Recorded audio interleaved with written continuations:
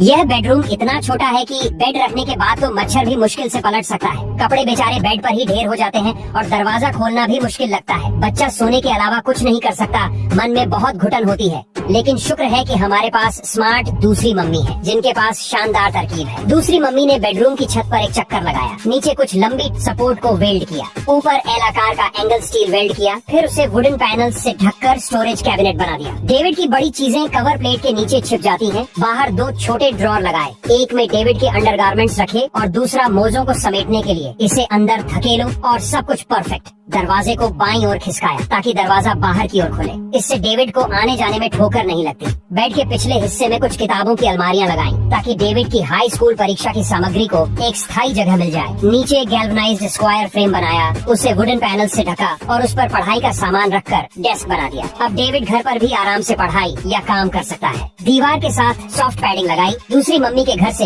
एक नरम गद्दा लाकर बेड बना दिया। डेविड उस पर कूदकर खुशी से नाचने लगा, लेकिन बेड जरा भी नहीं हिला। पर्दों को इस तरह लगाया कि जगह बचे और कोने में छत तक ऊंची अलमारी बनाई। डेविड के रोजमर्रा के कपड़े अब व्यवस्थित ढंग से टांगने की जगह पा गए। चारों कोनों में एक सेट हैंगिंग कैबिनेट बनाया, जिसमें डेविड की 8वीं कक्षा की किताबें आसानी से समा गयी। कुछ तिरछी शेल्फ जोड़कर डेविड की सोने से पहले की किताबें भी रख दी। बेड के पास एक बेड साइड टेबल जरूरी था, जिसमें छोटी मोटी चीजों के लिए ड्रॉर हो। स्विच और सॉकेट बेड के सिरहाने लगाए, ऊपर डबल लेयर सीलिंग बॉर्डर लगाया। इस छोटे से बेडरूम को इस तरह डिजाइन करने से कई जरूरतें पूरी हो गयी। इस तरह की प्लानिंग ही सही है।